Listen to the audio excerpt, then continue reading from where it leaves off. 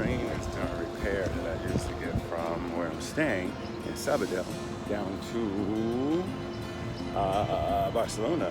So you have to take the train from one stop to like 3 stops, get off, take a bus, then take the bus to one stop, and then get back on the train.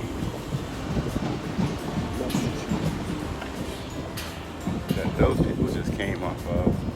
See, they getting off and getting ready to take the bus, and then I guess that train is going to turn around and come back and get us.